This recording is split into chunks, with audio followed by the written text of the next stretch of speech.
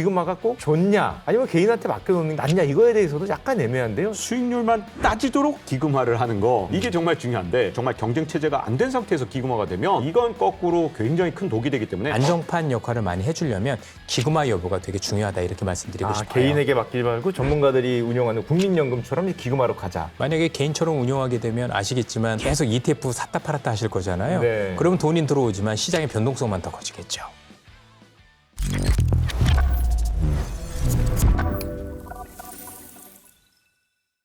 탑티어 인사이더의 시각으로 투자의 기회를 발견하는 시간, 인사이더스 리포트 진행을 맡은 슈카 전석재입니다. 저희가 1부에서는 국민연금이 연말까지 리밸런싱을 한다, 이 매도금액이 클 수 있다라는 얘기를 나눴는데요. 자, 2부는 반대 얘기입니다. 한번 들어오는 돈은 어떤 것이 있는지 이야기를 나눠보도록 하겠습니다. 자, 실제로 요즘에 은행에서 빠진 퇴직연금 자금의 상당 부분이 증권사로 흘러 들어오고 있다고 합니다. 이 코스피가 오르면서 이 원리금 보장만 믿던 분들까지 주식형 ETF로 갈아타기 시작하셨고요. 실물 이전 제도까지 생기면서 이 흐름은 지금도 코스피와 함께 가속화되고 있습니다. 지난 시간에 이어서 AFW 파트너스의 이선엽 대표님과 지식경제연구소의 박종우 소장님 역시 이야기를 한번 나눠보도록 하겠습니다. 대표님 안녕하세요. 네, 안녕하세요. 소장님 안녕하십니까? 안녕하세요. 네. 자, 1부에 이어서 또 두 분과 함께 오늘은 퇴직연금에 대해서 한번 주제를 한번 나눠볼 텐데 제가 미리 인터뷰한 내용을 보니까 두 분의 시각이 조금 다르게 나오고 있습니다. 이 퇴직연금 적립금이 지금 무려 500조 원을 넘긴 상황이거든요.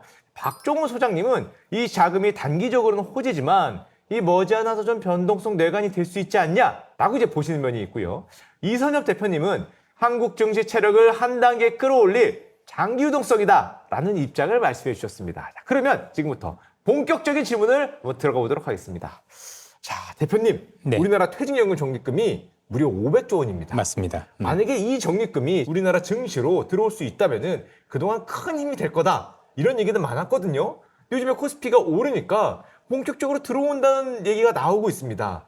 자, 이건 어떻게 한번 생각해야 될까요? 우선 없던 수급이 들어온다는 점에서 증시에 긍정적인 요인이 될 수밖에 없는데 네네. 그런데 이게 들어왔을 때 안정화되기 위해서는 네. 단순히 지금 우리 개인 투자자분들한테 우리의 퇴직금을 내 스스로 운용하는 방식이 아니라 사실 기금화돼야 된다라고 생각을 하고 있습니다. 예. 통상적으로 이제 외국 같은 경우도 보통 우리가 401k 이런 얘기들 보통 얘기를 많이 하는데 그게 이제 우리가 알고 있는 퇴직연금에서 주식에 대한 비중을 많이 높인 거거든요. 네. 그럼 우리도 이제 노후를 생각을 했었을 때 이 퇴직금이 현재 운용되는 구조로는 사실 내 노후를 장담할 수 없게 되는데 이게 개인이 전부 다 그렇게 직접적으로 운용하다 보면 피곤하기도 하고 되게 어려울 수도 있어요. 네. 그래서 그냥 만약에 이 자체가 현재 있는 것처럼 제도화되지 않고 그냥 주식시장에 들어오기만 한다라면 사실은 제가 볼 때는 긍정적인 건 맞지만 변동성을 키울 수 있는 요인이 되고요. 다만 이런 것들이 전체적으로 그 법제화돼서 기금화 형식으로 들어오면 우리가 생각하는 국민연금처럼 또 운용할 수 있는 스킴이 되는데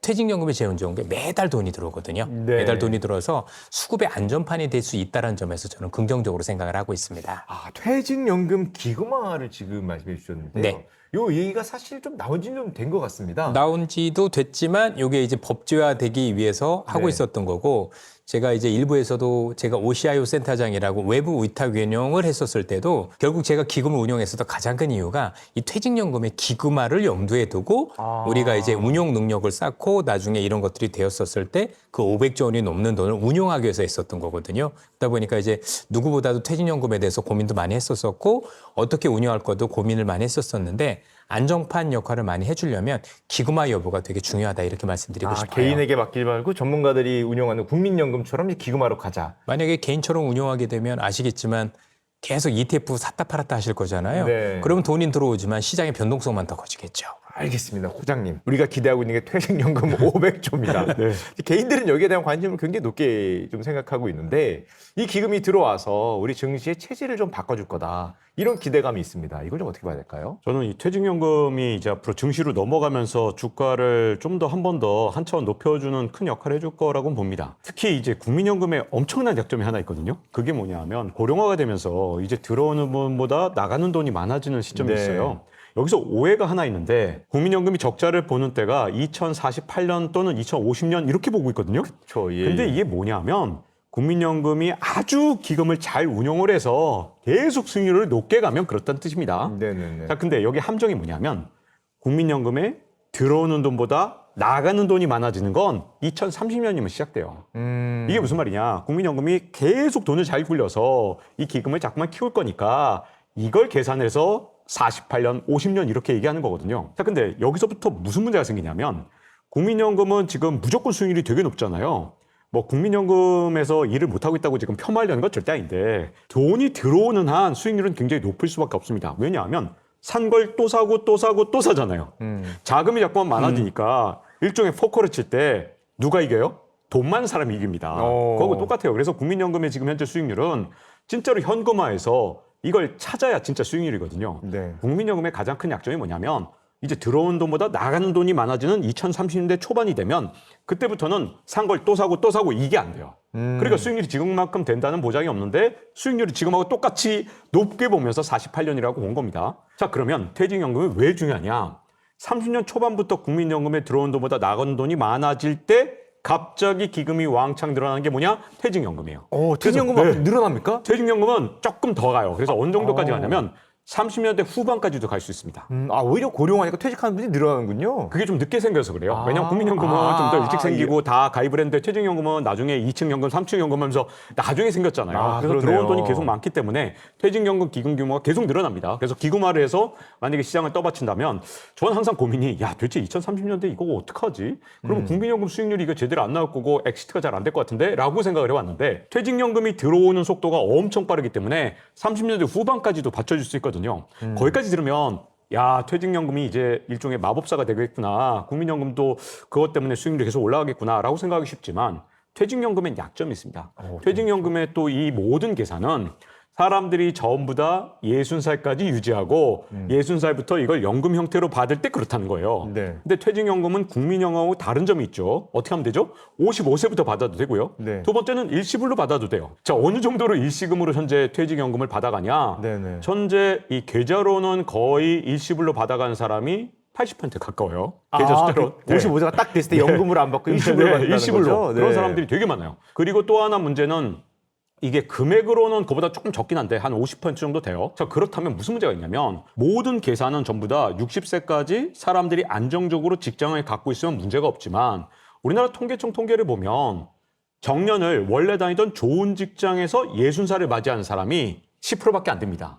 저도 54에 나왔고요. 네네. 이재엽 대표님도 뭐 네, 비슷하지 맞습니다. 않습니까? 예, 저랑 예. 비슷할 때 저는 나왔습니다. 40 전에 나왔습니다. 네. 예. 그래서 대한민국 평균은 보통 한 53, 54밖에 안 되거든요. 그러면 이제 먹고 살 길이 없으면 네네. 뭐 아무래도 가게라도 하나 차리고 싶고 그러면 55세 일시불로 다 받아가는 그런 상황이 된다. 네. 그리고 경제 상황이 안 좋아진다. 그러면 많은 사람들이 55세 이전에 직장을 그만두게 되고 이 돈을 찾아가면 이 예쁜 시나리오가 안 만들어질 수도 있거든요. 그래서 가장 중요한 게 뭐냐? 실물 경제가 좋으면 퇴직연금이 국민연금 다음 10년을 이어갈 수 있는데 그게 안 되면 이 퇴직연금도 이 앞으로 증시를 떠받칠 수가 없다는 뜻이거든요. 네. 그래서 모든 건 실물에 달려 있다. 저는 이렇게 생각합니다. 그럼 앞으로 오히려 퇴직연금이 실물 시장이 안 좋으면 일시불로 받아가면서 이 시장을 흔들 수도 있다. 변동성을 크게. 이렇게 보시는군요. 그래서 네. 이 퇴직연금이 시장의 안전판 역할을 할 것이냐 아니면 시장을 오히려 더 흔들면서 갑자기 모든 사람들이 일시불로 다 찾아가면 그 순간에는 문제가 되거든요. 그래서 이게 약간은 실물 경제에 연동돼서 실물 경제가 좋으면 오히려 시장을 떠받치고 네네. 실물 경제가 안 좋으면 우리나라 사람들 전부 다 55세에 나와서 노는 사람은 없잖아요. 자영업하죠. 퇴직연금. 네, 자영업하죠. 예. 그게 문제입니다. 그래서 모두가 55세에 나오면 자영업을 시작하니까 우리나라 사람들이 대부분 다 퇴직연금을 일시불로 받으려는 사람이 절반이 넘는 거예요. 그러니까 이런 상황이 계속되면 퇴직연금이 과연 이 2030년대 초반 이후에 시장을 떠받쳐 줄 것인가 아니면 교란 요인이 될 것인가는 현재로서는 아직 모르겠다. 실물 경제가 중요하다. 이렇게 실물 보는 경제가 거죠. 중요하다. 실제 그런데 너무 제가 볼 때는 정확한 말씀이시고 좋은 말씀이신데 최근에 사실 우리 보면 이제 국민연금을 받는 나이도 계속 늦어지고 있지 않습니까? 네네. 그러다 보니까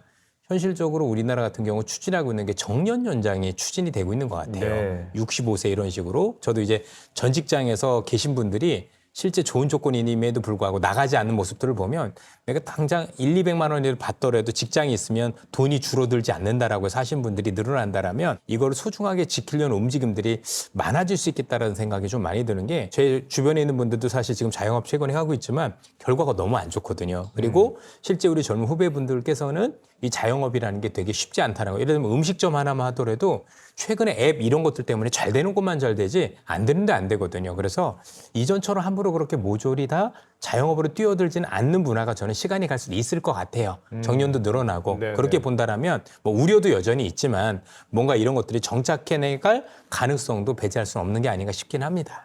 그 아까 대표님이 퇴직연금의 기금화를 말씀해 주셨습니다. 그러면은 얼핏 생각하기에는 국민연금 같은 기관을 이제 하나 더 만들어야 되는 거지 않습니까? 그러면은 야 모든 걸 이렇게 이 국민연금 같은 기관이 운영하는 게 긍정적이냐? 이 기금화가 꼭 또 좋냐? 아니면 개인한테 맡겨놓는 게 조금 낫냐? 이거에 대해서도 약간 애매한데요. 이건 어떻게 봐야 될까요? 사실 해외 사례를 보면 답이 있거든요. 이제 두 가지 사례를 제가 미국 사례에서 말씀드리고 싶은데 1999년에 이런 좀 비슷한 일이 좀 있었어요. 그 당시에 클린턴 대통령이 어떻게 하고 싶었냐면 미국의 사회보장기금은 철저하게 국채만 사도록 돼 있습니다. 아, 미국채요. 되게 네. 특이하죠. 네. 우리나라의 국민연금하고 똑같은데 그리고 401K가 이제 주식을 열심히 사주는 거지 우리나라의 국민연금과 비슷한 이 사회보장기금은 딱 국채만 사도록 돼 있으니까 클린턴 입장에서 이 주머니가 너무 아쉬웠던 거죠. 당시에 3조 달러가 넘었거든요. 엄청난 돈이기 때문에 야 이걸 갖다가 주식에 때려 넣으면 주가 올라갈 거 아니야 이렇게 생각을 한 거예요. 그때 그린스펀이 정말 세게 꾸짖습니다. 클린턴한테 뭐라 그러냐 의회에 나와서 이 어마어마한 돈을 정치권이 손 안 된다는 보장이 어디냐. 정치권이 손대는 순간 그다음부터 수익률이 아니라 딴 쪽으로 넘어간다. 그래서 그린스펀 때문에 클린턴 계획이 무산됐거든요. 그래서 되게 중요한 게 이게 정말로 수익률만 따지도록 기금화를 하는 거 이게 정말 중요한데 이게 한국에서 그게 가능하냐? 이게 지금 앞으로 이제 되게 중요한 문제가 될 거고요. 그다음 또 하나 문제가 있습니다.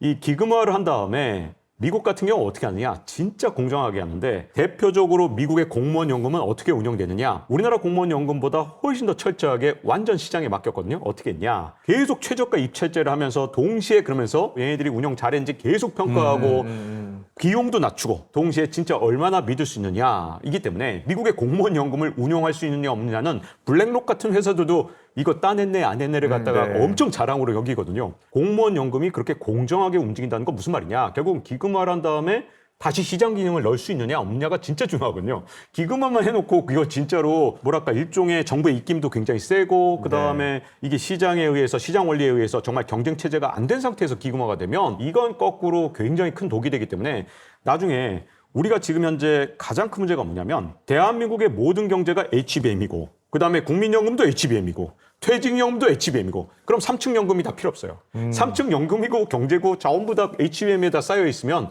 HBM 하나가 무너졌을 때 대한민국 경제가 무너지고 우리 노후가 다 무너지거든요.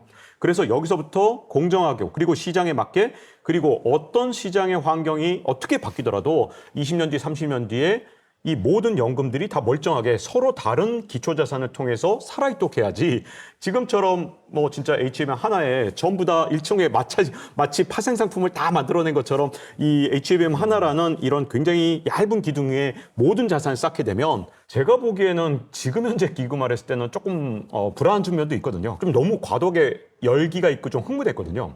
그러니까 기금화 논의를 저는 이거보다는 약간 이 좀 김이 빠진 다음에 사람들이 지금 다 레버리지를 할 정도로 지금 너무 흥분해 있기 때문에 흥분도가 좀 낮아진 다음에 연구를 시작하는 게 좀 낫지 않을까라는 생각을 합니다. 알겠습니다. 대표님, 그래서인지 몰라도 개인들도 요즘에 굉장히 스마트하지 않습니까? 네. 이 주식시장이 올라가니까 퇴직연금에 있던 돈이 국내 주식시장으로 올라간다. 예전에 제가 정말 10년 전에 할 때는 퇴직연금에서 그 거의 무수익 자산에 돈 맞아요. 넣는 분들이 굉장히 많았다고 이자 들었거든요. 조금 나오는 거. 거의 은행 예금만도 네. 못한 거에 돈을 다 두고 있어서 이거 안타깝다. 어떻게 바꿔야 된다. 이런 얘기를 많이 했었는데 코스피가 워낙 많이 오르니까 드디어 코스피로 들어온다는 이 얘기가 나오고 있습니다. 그래서 올 초부터 그런 모습이 보여서 최근에 코스피 상승에서 1조를 냈다. 그리고 앞으로도 1조가 아니라 2조, 3조를 더 할 것 같다. 이런 기대가 있는데 이거는 또 어떻게 보시는지. 실제 맞는 말씀이고요. 최근에 이제 은행에 있었던 퇴직연금들이 증권사로 많이 이동하고 있어요. 아, 실제로 그렇습니다. 왜냐면 은행에선 살 수 있는 ETF도 제한될 뿐더러 수수료도 조금 더 있다라고 보시면 될 것 같은데 네. 그러다 보니까 굳이 은행에 있는 것보다는 조금 더 다양한 그 ETF를 활용할 수 있는 증권사들로 많이 이동하고 있는 편인 거고 그건 뭐냐면 개인이 적극적으로 내가 운용에 나섰다는 얘기가 될 수도 있는 거거든요. 네. 그런 측면에서 보면 최근에 특히 ETF를 많이 사는 거니까 이 ETF가 굉장히 큰 역할을 했다고 봐야 될 것 같고 제가 볼 때도 아. 개인 자금의 상당수가 거기에 있는 것 같아요. 소장님, 대표님 말씀 듣고 보니까 최근에 ETF가 엄청나게 성장했지 않습니까? 그러면서 코스피가 이제 9천까지 올라가는데 큰 도움이 됐는데 이 ETF로 들어오는 돈 중에서 이 퇴직연금 자금이 상당 부분 차지한다고 봐야 될까요? 네. 제가 보기에는 ETF로 들어오는 자금이 굉장히 많을 것 같아요. 근데 이제 한 가지 문제가 아직 우리나라 세제가 해외 투자가 좀 더 유리하거든요. 그러다 보니까 이게 무슨 문제가 있냐면 퇴직연금이라는 것 자체가 갖고 있는 강점은 뭐냐면 우리가 이 세금을 안 낼 수 있다는 점이잖아요. 뒤로 이어내서 나중에 퇴직연금을 받을 때 뭐 3.3%나 5.5%나 이렇게 세금을 물리지 중간에 운영할 때는 복리 효과가 세금을 안 내고 돌아가기 때문에 엄청나게 도움이 됩니다. 네. 근데 문제가 뭐냐면 국내 주식은 원래 세금이 없는데 국내 주식 ETF도 없는데 문제는 과연 이걸 퇴직연금으로 굴렸을 때 이게 세금이 얼마나 절약이 되느냐. 해외 투자하는 게 좀 더 상대적으로 유리하거든요. 그러다 보니까 퇴직연금으로 들어온 돈 중에 상당수는 이 돈으로는 해외 투자를 하고 그다음에 내 개인 돈을 돌리는 건 어차피 세금이 없으니까 내 개인 돈으로 퇴직연금이 아닌 돈으로 국내 주식에 ETF를 사는 게 낫지 않냐. 이런 측면 때문에 국내 주식으로 ETF로 들어오는 걸 퇴직연금에서 기대하는 건 약간은 좀 규모가 아주 클 것이다라고 보기에는 좀 어렵지 않을까 싶습니다. 그럼 국내에 상장한 해외 ETF를 세제 효과까지 생각해서 스마트하게 가는 비중이 생기고 있다. 그렇죠. 그렇게 해서 이제 증권사를 통해서 만약에 국내에 이제 상장된 예를 들어서 S&P 500 ETF를 산다. 네. 그러면 이거는 15.4%나 되는 세금을 안 내고 계속해서 이걸 롤오버 하면서 우리는 복리 효과를 훨씬 더 강하게 누릴 수 있거든요. 20, 30년 지나고 나면 이 15.4%를 매번 세금을 냈냐 안 냈냐 차이도 엄청난 데다가 이게 앞으로 노후를 지켜줄 때 훨씬 더 도움이 되기 때문에 이게 조금만 더 생각해보면 해외 쪽이 훨씬 더 유리하거든요. 그래서 이 세제를 그대로 가져갈 것이냐 아니면 세제를 좀 개편할 것이냐에 대해서 아마 고민을 좀 더 해야 되지 않을까. 왜냐하면 우리나라 국내 시장을 좀 부양하는 쪽으로 가고 싶다면 국민연금을 넣는 것보단 사실 퇴직연금이 자연스럽게 본인 스스로가 선택해서 자기 책임하에 넣는 게 아무래도 좀 더 이게 시장에 더 나을지 뭐 연기금 같은 공적 자금이 들어가는 것보단 이런 방식이 좀 더 낫다고 보거든요. 그러려면은 과연 지금 세제를 어떻게 할 것이냐에 대한 고민은 좀 더 해봐야 될 것 같습니다. 근데 개인들이 정말 스마트하군요. 어차피 자산 배분할 거면은 이 퇴직연금을 통해서 이 해외 시장에 투자한다. 좀 대단하지 생각하는데 대표님. 그리고 또 이 퇴직연금을 통해서 들어온다고 했을 때 저희가 약간 우려되는 거는 이 개인이 보통 ETF로 들어올 때 이제 가장 많이 고르게 될 게 누가 보더라도 반도체, IT 이쪽에 쏠리면서 들어올 것 같거든요. 그럼요. 그러면서 요즘에 특히 문제가 되고 있는 이 쏠리면서 상을 더 가속화시킬 수도 있을 것 같은데 이건 어떻게 생각해야 될까요? 그 가능성이 굉장히 높다라고 보는 게 미국과는 다르게 우리나라 같은 경우는 항상 상승장일 때 보면 업종이 되게 쏠림이 강한 현상들이 많이 나타납니다. 네. 그럼 당연히 퇴직연금은 개별 종목을 못 사기 때문에 네. ETF로만 매매를 하는데 요즘 ETF가 달에 100조씩 늘어나고 있어요. 와. 엄청난 속도잖아요. 예. 그러면 그중에 상당 부분은 퇴직연금이 그래도 들어있다라고 보는 게 가장 정상적인 추정일 가능성이 높다라고 보여지는데 네. 당연히 이들 입장에서도 처음에는 사람들이 다들 순진해서 지수형을 했단 말이에요. 네. 미국도 S&P 500, 코덱스 200 했는데 나쁘진 않지만 아니 뭐 특정 ETF들도 있고 이게 너무 수익률이 좋은 거예요. 그러면 굳이 안 할 이유가 없죠. 네, 더군다나 내가 특정 종목을 사는 것도 아니고 ETF인데 그러면 앞으로 현재 우리나라 달에 100조씩 들어온 ETF를 매매했던 경험이 있는 분들이 과연 퇴직연금이라고 해서 지수형만 할 거냐? 그렇지 않을 거라고 보는 거고 지금 말씀 주신 것처럼 사실 더 쏠림을 가속화하는 역할을 하는데 아주 크게 일조를 할 가능성은 높다라고 판단해야 될 것 같습니다. 소장님, 아까 전에 말씀해 주셨던 얘기를 조금만 좀 발전해서 얘기해 보겠습니다. 퇴직연금 계좌를 통해서 ETF를 투자하는데 거기를 통해서 또 해외 투자가 늘어난다 그러면 우리나라 또 환율이 요즘에 좀 높아서 문제인데 이 환율에도 좀 악영향을 미치는 것 같고 이쪽에 또 고민이 굉장히 클 것 같거든요. 규모가 무려 500조다 보니까 10%만 움직여도 이게 50조 앞으로도 계속 늘어난다는 거 아니겠습니까? 이런 점이 좀 문제가 되지 않을까요? 저는 문제가 된다고 보는 게요. 왜냐하면 어쨌든 아무리 우리나라에 상장된 ETF라 하더라도 결국은 자산을 사야 되니까 미국 네. 자산을 살 수밖에 없거든요. 근데 지금 현재 이제 고용노동부에서 추진하고 있는 방식이 이제 은행에 잠겨 있는 돈을 주식시장으로 좀 끌어내기 위해서 은행에 잠겨 있는 돈이 정말 크죠. 한 360조 정도 돼요. 네네. 500조 중에서 지금 은행에 잠겨 있는데 이 실시간 ETF 거래가 안 돼서 좀 아무래도 ETF 거래를 좀 꺼리게 되니까 실시간 ETF 거래를 좀 허용하겠다라고 하는데 그러면 이제 현명한 투자는 뭐냐면 퇴직연금에 들어가 있지 않은 개인 돈으로는 우리나라 주식 ETF를 하든지 우리나라 주식을 사는 게 맞고 그다음에 여기서 절세 효과를 제대로 누리려면 분명히 미국 주식을 사야 되거든요. 그러면 이게 혹시라도 실시간 거래를 허용했을 때 환율 시장 안정에 도움이 안 될 수 있기 때문에 이 정책은 조금 고민을 좀 해봐야 되지 않을까. 쏠림 현상을 그렇다고 해서 정부에서 이걸 뭐 국내에 무조건 투자해라 이렇게 할 수는 없거든요. 이건 아예 막을 수는 네, 없고. 막을 수 예. 없기 때문에. 그래서 먼저 이런 정책들을 하기 전에 시뮬레이션해서 도대체 몇 대 몇으로 우리나라 증시에 들어오고 도대체 우리나라 증시에서 나갈 것이냐 이런 것들을 좀 해야 되는데 물론 지금 당장은 이런 게 되게 중요해요. 사람들이 첫 투자를 시작했을 때 시장 상황이 진짜 중요하거든요. 네네. 그래서 이게 세대별로 달라요. 어떤 세대는 예를 들어서 처음에 증시 상승을 경험했던 세대는 평생 증시에 대해서 긍정적입니다. 그리고 증시에 이제 처음에 이제 진입을 할 때 그 세대는 예를 들어서 IMF 외환위기를 맞았다. 그러면 그분은 평생 보수적이에요. 근데 지금 퇴직연금을 전환하는 시점이 이제 지금 코스피가 가장 뜨겁게 활발할 때거든요. 만약에 지금 이제 ETF를 실시간 거래를 허용해서 예를 들어서 은행에 지금 현재 잠겨있는 한 360조 가운데 10% 혹은 30% 그러면 이게 금액이 얼마나 크냐? 30%만 만약에 진짜 주식형 ETF로 나오면 100조가 넘어요. 지금 외국인들이 팔고 나간 게 상반기에 148조인데 만약에 한 100조가 넘는 돈이 퇴직연금을 통해서 새로 증시에 공급이 된다. 분명히 좋은 일이긴 하거든요. 그런데 문제가 뭐냐면 그럴수록 공격형 투자를 하기 때문에 이 증시의 쏠림 현상은 훨씬 더 강해질 겁니다. 왜냐하면 사람들이 올라가는 것만 받고 그다음 HBM은 무적이다라고 생각한 상태에서 퇴직연금 실시간 ETF가 허용되면 그럴 가능성이 있거든요. 그래서 퇴직연금 ETF가 과연 이게 실시간 거래가 은행권도 허용될 때 두 가지가 정말 중요할 것 같습니다. 이제 과연 쏠림 현상이 일어나는 부분에 대한 이 연구와 고려. 요번에 이제 고용노동부에서 고민해야 될 건 쏠림 현상과 그다음 두 번째는 혹시라도 이게 또 다 스마트해서 야 세금을 절약하려면 해외로 가야지. 그러면 또 해외로 외환 시장으로 네. 쏠려버릴 수가 있기 때문에 요 정책을 하기 전에 시뮬레이션을 진짜 여러 번 돌려봐야 된다. 그리고 나서 정말 우리나라 증시의 버팀목이 될 것 같다. 그러면 제가 보기엔 해도 되고 시뮬레이션 결과 아니다. 이거 쏠림하고 해외로 다 간다. 그러면 제가 보기엔 조금 더 고민을 하고 이 정책을 시행해야 되지 않을까 싶습니다. 그 대표님, 네. 우리나라 퇴직연금이 지금까지는 약간 대기업 사실 위주로 좀 맞아요. 진행이 많이 네. 됐고 일정 수준 이하의 소규모 기업에서는 뭐 추천은 되지만 지금까지 강제는 되지 않았지 않습니까?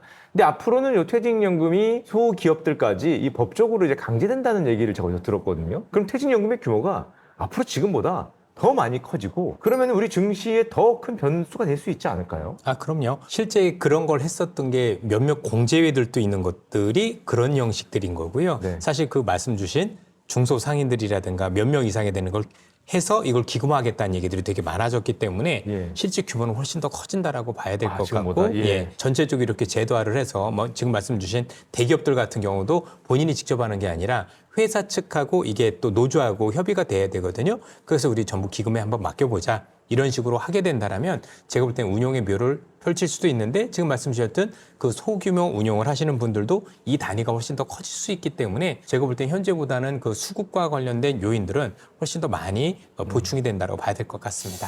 대표님, 401K나 아니면 호주 얘기 잠깐 해주셨거든요. 이쪽에서는 이 퇴직연금이 기금으로 좀 운영되는 국가들이 좀 있습니까? 예, 다 기금으로 운영이 되고 있습니다. 개인 중심으로 되기보다는 이 관계 기관에들 맡기면 그 기관에서 목표 수익률 설정하고 앞서 말씀드린 허용 위험한도 이런 것들을 통해서 계속 리밸런싱을 해주면서 안정적으로 자금이 운영되고 있다고 보시면 될 것 같습니다. 우리가 흔히 그 호주에서 뭐 연금 부자 이런 표현 많이 쓰지 않습니까? 이들은 은퇴를 하면은 이 지금 어려운 자영업으로 안 갈 수 있는 게 이 퇴직연금이나 뭐 개인연금으로 뭐 몇 억을 받아서 그 골드코스트 해변에서 누워서 그 돈으로 뭐 연금 생활을 한다. 이런 얘기를 워낙 많이 들었는데 우리나라 퇴직연금이 그렇게 되려면은 좀 어떻게 해야 될까요? 결국은 이 기금이 해외에 있는 기금들이 수익률이 좋은 건 주식 비중이 높기 때문입니다. 미국의 401k 같은 경우는 법적으로 70%까지 주식 비중을 늘릴 수 있게 한 거고 결국 모든 수익률은 그만큼 위험을 안아야 그게 가능한 거지 안정적으로 운용하면서 수익이 좋은 경우는 없다라고 보시면 될 것 같습니다. 네. 그럼 궁극적으로 그 퇴직연금이라는 것도 사실 우리가 조금 더 위험을 안아서 수익률을 높여야 되는데 그러려면 일단 시장이 안정되어야 되는 거고 네. 또 하나는 여기서 좀 안타까워지는 게 뭐냐면 꼭 그 퇴직연금이 국내 것만 하라는 보장은 없는 거죠. 네. 저도 기금 운용하면서 자산 배분을 할 때도 보면 꼭 해외를 집어넣거든요. 왜냐 안정성은 해외를 우리가 따라갈 수가 없어요. 그리고 자산 배분상에서도 그것과 관련해서 성장할 수 있는 국가들이 따로 있지 않습니까? 그게 보면 네네. 그쪽에 집어넣는 게 맞는 거지 반드시 국내 주식을 해야 되는 거면 아니다라는 점도 말씀드리고 싶습니다. 우리보다 앞서서 퇴직연금을 한 국가들 아까 전에 뭐 호주, 미국도 얘기했지만 네. 사실 옆 나라 일본도 하지 않습니까? 예. 굉장히 큰 걸로 알고 있는데 이들이 상황이 모두 다 좋은 건 아닌 거라고 생각이 되는데 조금 안 좋았던 케이스 뭐 그런 건 없습니까? 전체적으로 놓고 보면 역시 시장하고 연관이 되게 크다라고 보셔야 될 것 같은데요. 전반적으로 놓고 보면 역시 이제 이 퇴직연금이라는 게 결국 수익률 관련해서는 결국 위험 자산을 얼마나 싣느냐 또는 해외 쪽이라든가 이런 것들 자산 배분을 얼마나 잘했느냐에 따라서 되게 많이 결정이 되고 미국 같은 경우도 그래서 사업자들이 계속 바뀌어요. 네네. 그래서 좋은 경우도 있고 이제 맡길 때 단일 주체에 맡기는 게 아니라 여기다 맡기도 하고 저기다도 맡기고 하는데 그러면서 그 사업이 커지는 데 같은 경우는 훨씬 더 사이즈가 커지고 또 우리가 펀드를 맡기는 것처럼 안 되는 경우는 되게 뭐 하고 있어서 그래서 국가별로 영향이 있다라기보다는 내가 그 기금을 어디다 맡겼느냐에 따라서는 되게 천차만별의 수익률이 있었다는 것만은 분명해 보입니다. 소장님 역시 비슷한 질문인데요. 우리가 기대하는 건 역시 저 미국이나 호주, 특히 호주 얘기를 굉장히 많이 하시더라고요. 연금 부자, 뭐 4억 갖고 퇴직한다, 5억 갖고 퇴직한다 이런 얘기가 많이 있는데 우리가 이 길을 따라가려면 옆 나라 일본 사례는 어떻게 되는지 궁금하기도 하고 지금처럼 가기만 하면은 무난히 이 길을 갈 수 있는지 아니면 뭐가 좀 바꿔야 될 게 뭐가 좀 있을까요? 네, 한 두 가지 정도가 굉장히 중요할 것 같아요. 일단 일본 같은 경우에 이런 연금 갖고 한번 크게 문제가 된 적이 있었는데요. 1992년이에요. 89년부터 이제 일본의 니케이 지수가 정말 거의 박살이라는 표현이 날 정도로 엄청나게 떨어졌거든요. 그랬더니 이런 연기금들을 다 동원해 갖고 전부 다 지수 방어에 썼습니다. 그래서 뭐 우체국 연금 이런 것들 있잖아요. 그걸 다 때려 넣었어요. 그래서 무슨 일이 생겼냐? 그 연금들이 전부 다 반토막이 하면서 뭐 파산하기도 하고 문제가 생긴 적도 있었거든요. 그래서 가장 중요한 건 기금화가 됐을 때 정치가 개입하지 못하도록 철저하게 정치와 분리돼서 완벽하게 수익만 추구하도록 해야 되거든요. 그럼 우리나라는 어떻게 할 거냐? 여기 연금의 어떤 퇴직연금에 대해서 운영에 대해서 정말 인정할 수 있을 만큼 아주 신뢰할 수 있는 그런 어떤 일종의 보장성 있는 기구들 같은 것들이 좀 필요할 것 같고요.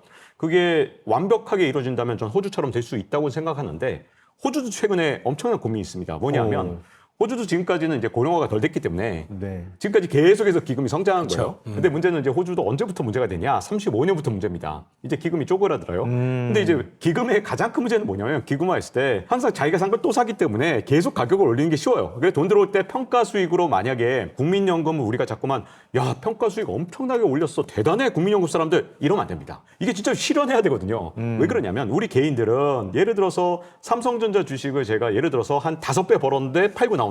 쉽죠.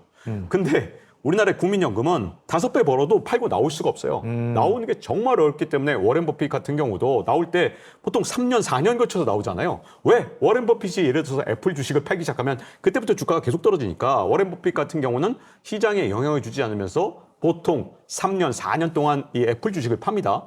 버핏도 그렇게 하는데 지금 국민연금은요. 우리나라에서 워렌 버핏이 갖고 있는 미국 시장에서의 비중에 비해서 국민연금은 완전히 연못안의 고래입니다. 그것도 아주 뚱뚱한 고래라고 보시면 돼요. 그래서 너무 돈이 크기 때문에 제가 보기에는 이런 퇴직연금이 작동을 해서 기금연금으로 계속해서 우리의 노후를 정말로 제대로 보장하려면 그래서 이런 어떤 시장의 흐름과 이런 것들을 다 보면서 이걸 정말 적절하게 배분하는 거 되게 중요하다고 생각하거든요. 그래서 호주가 최근 들어서 뭐냐면 너무 성공을 했잖아요. 다들 네. 기대치가 높아진 거예요. 근데 문제는 야 이게 한 6, 7년 뒤에는 문제가 생기겠는데 다음 세대는 이제 밖으로 나가보는 게 예전만큼 못 되겠어라고 걱정을 하니까 호주가 지금은 성공 사례지만 그 안에서는 굉장히 뜨겁게 지금 현재 논쟁이 되고 있습니다. 왜냐하면 지금 받아갖고 나가는 사람들은 자산 가격을 왕창 올려놓고 나갔지만 이제 돈이 빠지기 시작하면 그때부터 호주의 이 자산 가치가 떨어질 거라서 야 이게 과연 그 다음 세대까지 계속해서 연결이 될 것이냐. 이런 문제들을 계속해서 세대 간의 형평성까지 따져가면서 사실 연금을 운영해야지 호주가 성공 사례다 그냥 단순하게만 볼 수 없는 게 산 걸 또 사는 단계에서 지금 밖으로 나가고 계시기 때문에 완벽하진 않아요. 호주도. 호주도 뭐 먼저 받고 나가는 세대와 나중에 세대가 지금 좀 갈등이 있겠네요. 갈등이 생길 수밖에 없죠. 이게 모든 게 마찬가지인 게 우리나라 건강보험이 지금 세계에서 가장 좋다고 그러잖아요. 네. 근데 15년만 지나보세요. 아마 건강보험료를 엄청나게 할 겁니다. 왜 그러냐면 65세가 넘으면 병원 가는 횟수가 훨씬 늘어나서 병원비가 65세 미만보다 5배가 늘어나요. 네. 근데 65세 이상 인구가 15년만 더 지나면 지금보다 2.5배가 늘어나거든요. 그러면 건강보험이 지금처럼 좋은 제도라고 생각하지 못하게 되거든요. 그래서 지금 좋은 제도가 15년 뒤에도 좋냐, 10년 뒤에도 좋냐, 5년 뒤에도 좋냐, 그러지 않은 경우가 세상에서 너무 많습니다. 영국 의료제도가 처음부터 망가진 게 아니에요. 처음 만들었을 때 좋았는데 인구 구조가 박살나니까 이게 너무 나쁜 제도가 된 거거든요. 지금은 우리가 맨날 영국 의료제도 갖고 놀리잖아요. 근데 우리나라 건강보험이 15년 뒤, 25년 뒤에도 칭찬을 받을 거냐? 우리가 고려해야 될 게 연금은 이게 세대 간의 형평성 문제부터 시작해서 이게 앞으로 10년 뒤, 20년 뒤의 모습이 다 다르기 때문에 굉장히 고려해야 될 게 많다는 겁니다. 제가 조금 부연 설명드리면 소장님 말씀이 맞는 게 그 퇴직연금의 성공 사례를 미국을 많이 들기도 합니다. 그런데 그럼 미국의 사례를 꼭 반드시 벤치마크를 해야 된다고 생각지 않은 게 뭐냐면 미국이 유일하게 고령화를 피해간 나라예요. 왜냐하면 거기는 굉장히 이민이 많기 때문에 그래요. 우리처럼 이게 아니라 지속적으로 이민자들이 들어오고 젊은 친구들이 계속 들어오다 보니까 나이 드신 분들이 있다고 하더라도 젊은 친구들 유입도 계속 되다 보니까 이게 우리처럼 이런 구조가 되질 않아요. 근데 우리는 그렇진 않지 않습니까? 실제 나이 드신 우리 선배님들도 되게 많지만 젊은 후배들이 많이 있느냐는 얘기죠. 그래서 결과만 놓고 봐가지고 미국이 이랬으니까 우리도 이럴 거다라고 보는 건 제가 볼 땐 좀 어폐가 있고 소장님 말씀처럼 호주의 사례라든가 또는 인구가 줄었었을 때 어떤 부작용이 있었던 국가들을 벤치마크할 필요도 전 분명히 있다고 생각을 합니다. 예, 대표님. 이제 그러면은 예. 이 전반적인 퇴직연금 얘기를 했으니까 이제 개인 투자자 얘기를 해야 되거든요. 네. 퇴직연금이 2년, 3년 보는 게 아니라 55세니까 막 20년, 길면 30년 봐야 되지 않습니까? 그러면 지금 당장은 IT가 좋아 보이더라도 좀 골고루 섞는 게 나쁘지 않다고 저는 생각을 하는데 예를 들면 저 같은 경우에 제 개인 퇴직연금 계좌 얼마 전에 봤더니 대표님 300%가 넘었더라고요. 저는 지수형이거든요. 근데 아마 2천, 3천 요때 들어갔으니까 8천, 9천 가니까 거의 300%가 오른 것 같습니다. 이런 걸 봤을 때 특정 섹터에 투자하는 게 오히려 좀 무섭다고 생각이 되는데 개인들은 좀 더 과감한가 보네요. 우리나라 분들의 성향이 생각보다 공격적이세요. 전 이 정도일 거라고 생각을 안 했는데 어떻게 보면 연금의 성격이기 때문에 제가 볼 때도 네. 지수형 중심으로 하는 게 사실 가장 올바른 투자 방법이라고 생각을 합니다. 그러면 뭐 반도체가 떨어지든 뭐가 안 해든 퍼센트만 보면 되는 거니까 네. 큰 문제가 없을 수 있는데 최근에 실제 지수형 하는 것보다 수익률 차이가 너무 많이 났던 거거든요. 아, 그럼 예, 맞습니다. 그럼 그런 경험을 했던 분들 입장에서는 보다 적극적으로 움직이시는 것 같아요. 그 퇴직연금이지만 ETF로 하니까 상대적으로 안전하다고 잘못 생각하시는 것 같아요. 그러면서 보다 투기적인 성향을 보이는 걸 제 주변에서도 많이 보고 있습니다. 지금 막 이 방송을 보시는 분들은 아 맞다. 내 퇴직연금은 어떻게 돼 있지? 막 이 생각을 하시는 분들이 분명히 있을 거라고 그렇겠죠. 생각을 합니다. 네. 제가 예전에 퇴직연금이 공부를 할 때 느꼈던 게 퇴직연금의 특기가 이 방치하는 거더라고요. 네. 그래서 이 방송을 보면서 아, 내 퇴직연금 내가 어떻게 챙겨봐야겠다. 뭐 DC형으로 어떻게 바꿔봐야겠다. 야, 무수익 자산으로 있는 거 좀 바꿔봐야겠다라는 분들이 있으실 텐데 퇴직연금 초보자라고 할 수 있지 않습니까? 지금 근데 코스피는 이미 8천이란 말이에요. 지금 어떻게 대응하는 게 좀 좋을까요? 사실 그 방치하는 건 제가 볼 때는 방법이 아니다라고 생각을 하고 지금부터 퇴직연금 하실 때 제가 볼 때는 위험 자산을 비중을 제가 볼 때 점차적으로 늘리면 큰 문제가 없을 거라고 생각을 하고요. 또 이분들이 쓸수록 우리가 흔히 봤었던 테마형이라든가 이런 것들보다는 국내 해외 비중을 적절하게 해서 지수형으로 이렇게 제가 볼 때 조금씩 늘려가신다라면 제가 볼 땐 그래도 위험 부담을 많이 줄이시면서 수익률을 제고할 수 있는 방안이 될 수 있을 거라고 생각을 합니다. 말 그대로 자산 배분형으로 가는 게 그렇습니다. 유리할 거다라고 보시는 해외 좀 섞어가면서 이게 왜 그러냐면 처음 버릇이 되게 중요한 게 네네. 처음에 그렇게 해서 위험과 어떤 수익률을 적절하게 고려하면 나중에 미래 수익률이 굉장히 커지는데 한 번 무리하게 되잖아요. 그럼 주식하고 다를 바가 없어요. 처음에 볼 때 왕창 번 것처럼 보이지만 네. 나중에 무너질 때 와르르 무너지고 특히 만약에 테마형이었었을 때 예를 들어서 제가 아까도 뭐 이런저런 얘기를 드렸었지만 기본적으로 뭐 지금 혹시 반도체가 좋았는데 시간이 좀 지나니까 반도체는 무너지고 또 다른 업종이 올랐다. 그러면 지수형을 가지고 있으면 이게 리밸런싱이 되지만 특정 업종만 가지고 있었을 때는 사실은 더 안 좋은 결과들이 돼 있고 또 이쪽으로 가면서 손해도 몇 번 날 수 있는 가능성도 있거든요. 그래서 처음에 우리가 시작을 할 때 어떻게 해서 내가 할 거냐가 되게 중요하다고 생각을 하고 지금 주식이 너무 좋으니까 주식처럼 그렇게 하는 버릇을 들이는 건 저는 굉장히 지양할 점이라고 생각을 많이 하고 있습니다. 장기 투자니까 더더욱 자산 배분이 내 퇴직금이잖아요. 네네. 그러니까 반드시 수익도 중요하지만 안정이라는 걸 반드시 고려해야 되는 자금이에요. 알겠습니다. 자, 소장님. 역시 질문의 끝을 향해 가는데요. 개인 투자자들이 많이 걱정하는 것 중에 하나가 뭐 앞서 저희가 일부에서도 얘기했지만은 우리나라 삼성전자 SK하이닉스 쭉 시가총액 올라가 너무 좋아. 근데 외국인들이 계속 나가지 않습니까? 그럼 나가는 돈을 결국 우리나라가 어느 정도 지불을 해야 되잖아요. 돈이 빠져나가는 건데 뭐 100조, 200조 빠져나가다가 돈이 비면 어떡하지? 아, 그럴 때 퇴직연금이 또 다른 큰 소지 될 수 있겠구나. 이렇게 생각하는 분이 많이 계시거든요. 자, 그러면 너무 긴 시계 말고 한 2, 3년 뒤에 1억 기대가 실제로 현실화될 수 있을까요? 퇴직연금이 아마 증시를 떠받치는 데는 분명히 도움이 될 것 같아요. 네네. 좀 적극적으로 사람들이 투자를 하고 있고 그다음에 정부도 제도적으로 좀 개선하려고 노력하고 있으니까요. 근데 이게 또 중요한 게 뭐냐면 지금 수익률이 낮다는 그 퇴직연금에 넣고 계신 분들, 특히 은행권에 한 360조는 거의 대부분 다 수익률 낮은데 넣고 계신 거잖아요. 한 해에 한 2%나 3%밖에 수익이 안 됩니다. 그럼 그분들이 뭘 갖고 있을까요? 전부 다 재미없는 자산인 채권을 갖고 있는 셈입니다. 아하. 자, 그럼 여기서부터 문제가 생기는 거예요. 주식으로 이걸 다 몰아버리면 네. 사람들이 어떻게 하는 거냐? 결국은 채권을 팔고 주식을 사는 거잖아요. 그러네요. 네, 그게 문제입니다. 제가 제일 단기적으로 걱정하는 건 뭐냐면, 퇴직연금이 옮겨가면, 야, 주가 더 올라가겠구나. 이런 기쁜 점도 있지만, 나쁜 점은 뭐냐면, 이제, 그럼 금리는 어떡하지? 이런 문제가 생기는 거죠. 그래서 지금 우리나라 국채 시장을 떠받쳐 주려면 인구 구조가 탄탄하게 받쳐줘야 되는데, 문제가 뭐냐? 우리나라 베이비붐 세대가 가장 어린 사람이 74년생이거든요. 네. 근데 74년생이 지금 만 나이가 52살입니다. 그럼 52살이면 우리나라 사람들이 원래 다니던 좋은 직장을 보통 54에서 56살에 그만두니까 이제 2, 3년 뒤면 그만두거든요. 그럼 무슨 문제가 생기느냐? 이 사람들이 그동안은 젊었을 때는 어떻게 했냐? 돈을 많이 벌어서 저축을 했죠. 근데 이분들이 돈에 공급을 하다가 이제 은퇴를 하면 이걸 돈을 찾아서 쓰거든요. 그러면 우리나라의 이제 채권 시장에서 돈이 자꾸만 줄어듭니다. 네. 이런 상황에서 외국인들이 148조를 팔고 나간 거예요. 네. 그래서 갑자기 금리가 올라가는 걸 막기가 힘든 상황이 돼버린 건데 이제 인구 구조까지 생각을 해서 퇴직연금이 무조건 이렇게 저수익에서 고수익으로 간다.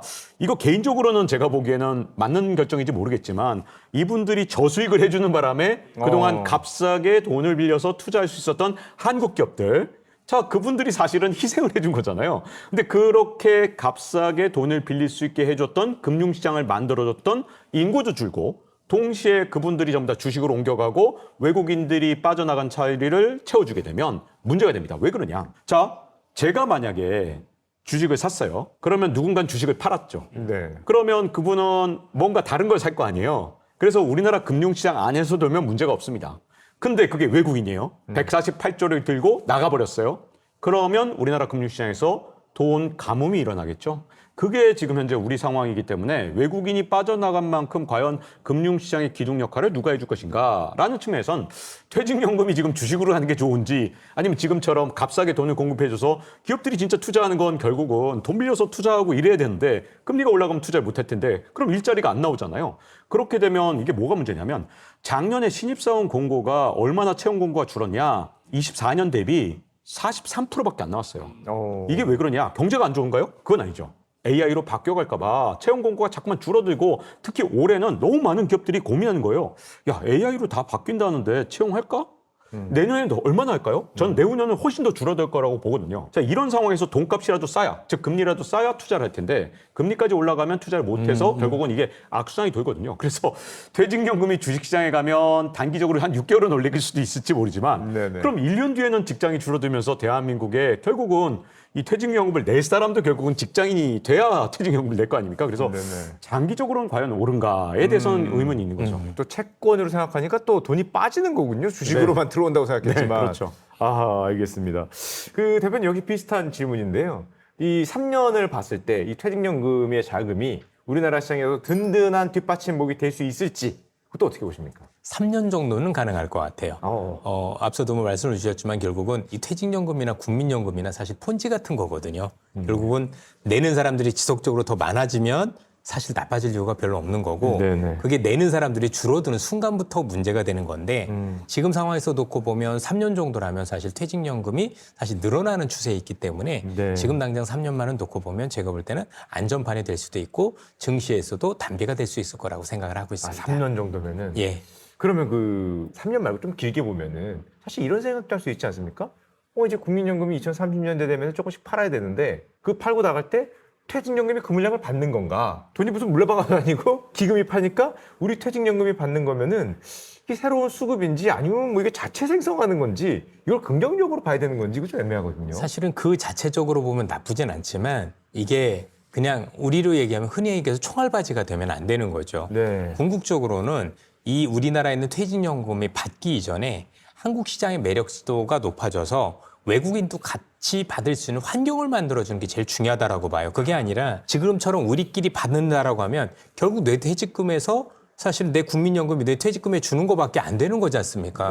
그럼 사실은 큰 의미가 없거든요. 그래서 지금 제가 보기에는 이런 것들에 대한 피해 또는 부작용을 막을 수 있는 제일 좋은 건 이 나라가 진짜 기업하기 좋은 나라가 되는 거고 그래서 향후에도 성장을 한다라면 외국인 입장에서도 굳이 팔 필요도 없고 사실 우리 국민연금도 아니면 퇴직연금에 있는 것도 외국인들이 받아줄 수도 있는 거잖아요. 저는 그런 환경을 만드는 게 되게 중요한 것 같아요. 그렇게 해서 뭐 선진국 주에서도 들어가고 그래서 외국인들이 야 한국 정말 꼭 매력적이야. 그래서 들어와 한다라면 제가 볼 때는 우리끼리 사고 팔고 하는 거 외에도 외국인이란 변수가 있으니 충분히 마중물이 되지만 앞으로 미래를 봤었을 때 이 나라 기업하기 참 어려운 국가고 또 반도체 위에 성장 동력이 잘 안 보이고 그런다라면 제가 볼 때는 사실은 조삼모사죠. 뭐 아무것도 아닌 그런 아쉬움이 될 수도 있다고 보여집니다. 아, 궁극적으로 우리나라 시장의 매력도를 높여서 글로벌 자금들도 우주 지금 나가기만 하지 않고 들어올 수 있는 그렇게 돼야 되죠. 근본적인 성장성을 맞습니다. 좀 높여야 된다 이런 네. 말씀이시죠? 알겠습니다. 자, 하반기 주식시장이 우리를 기다리고 있습니다. 지금 이 시장에서 뭐 무조건 사라 아니면 무조건 도망쳐라 이렇게 딱 잘라 결론 내기는 정말 어려울 것이라고 생각합니다. 자, 중요한 것은 역시 내가 감당할 수 있는 선에서 자, 길게 보고 차분하게 가져가는 전략이 아닐까 생각합니다. 퇴직연금은 남의 돈이 아닙니다. 결국 내 노후를 책임질 내 가장 큰 자산이라는 점이겠죠. 그래서 그저 굴러가게 그저 방치해서 두지 마시고 어디에 어떻게 투자되고 있는지 자산 배분 잘해서 가져가시면 아마 높은 수익률을 기대하실 수 있지 않을까 생각합니다. 자, 여러분들 퇴직연금 한 번쯤 직접 점검해보는 거 잊지 않으시길 바라면서요. 오늘 영상이 도움이 되셨다면 구독과 좋아요 역시 부탁드리도록 하겠습니다. 자, 함께 해주신 AFW 파트너스의 이선엽 대표님 그리고 지식경제연구소 박종훈 소장님 다시 한번 인사드리도록 하겠습니다. 대표님 감사합니다. 고맙습니다. 자, 소장님 감사합니다.